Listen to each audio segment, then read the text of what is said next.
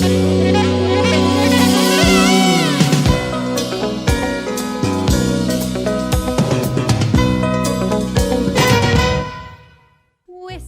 while you work, and cheerfully together we can tidy up the place.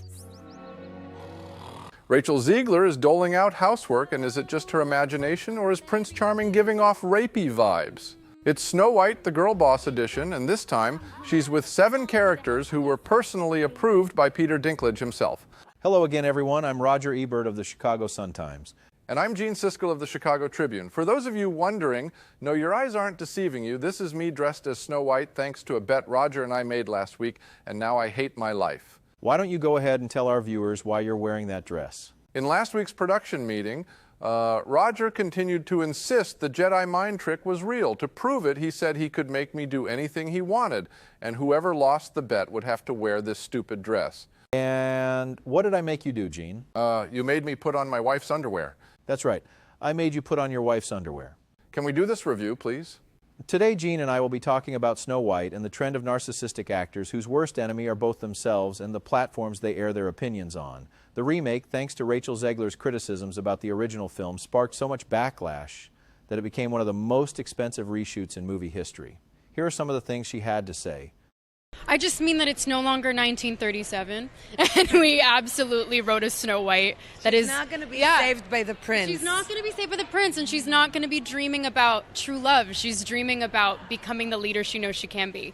I was scared of the original cartoon. I think I watched it once, and then I never picked it up again. You know, the original cartoon came out in 1937, and very evidently so. There is a big focus on her love story. With a guy who literally stalks her. Yeah. Weird.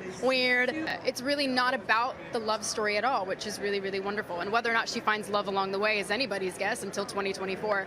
All of Andrew's scenes could get cut. Who knows? If I'm going to stand there 18 hours in a dress of an iconic Disney princess, I deserve to be paid for every hour. And to everyone who hates when I win, the winged victory came to the Louvre in pieces, and people still line up to see her. I'm a narcissist. Gene, no arguments there. One of the first things that struck me in all those comments was the idea that she thinks a large part of the original was a love story, when in fact the prince has only 2 scenes in the entire movie. Snow White's object of desire being love doesn't make it a love story. It's an allegory about beauty, and not just physical beauty.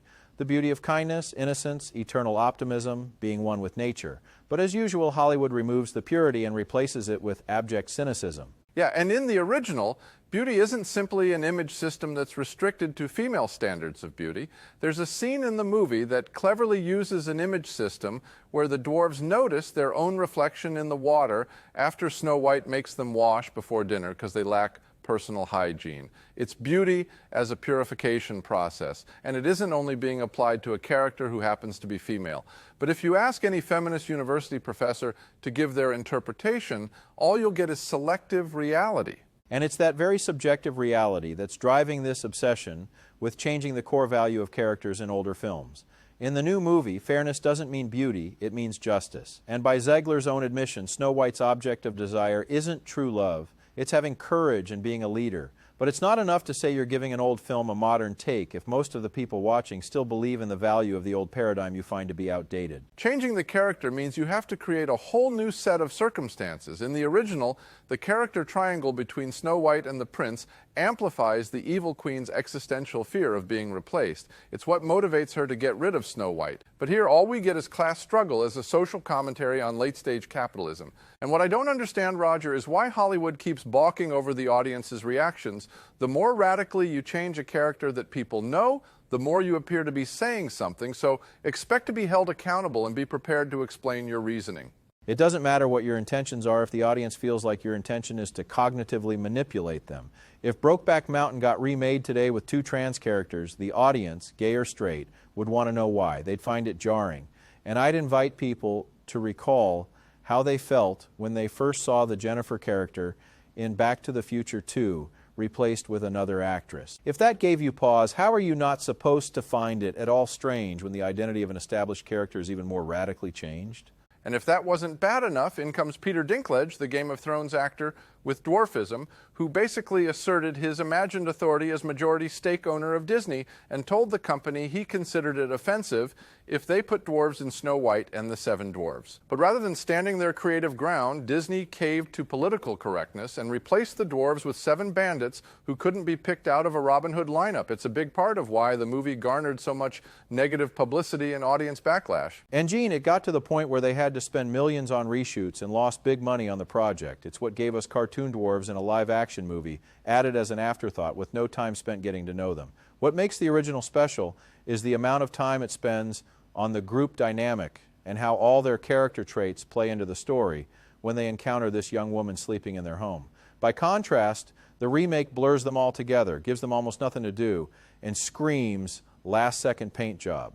Well, Roger, I think that's a good place to end this review because, frankly, this damn girdle is starting to get uncomfortable, and my hips just aren't built for this type of undergarment. Sounds good to me, Gene, but before we go, I'd like to show the audience an image the producers created of what the evil queen might look like if Disney had hired you to play the role of Snow White. Wait, what? Let's go ahead and put that on screen. Mirror, mirror on the wall, who's the baldest of them all? I'm not talking to you ever again.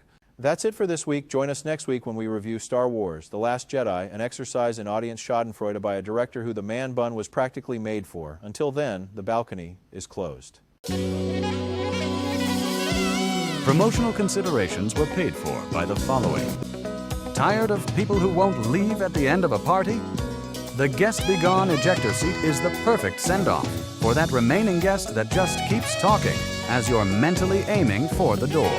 Powered by a reinforced coil system, you'll be able to launch a 200-pound body through an 8-foot skylight with 1,600 pounds of vertical impulse. Includes retractable skylight and GPS splashdown navigator. The Guest Be Gone ejector seat, when telling them they should probably get going, isn't working.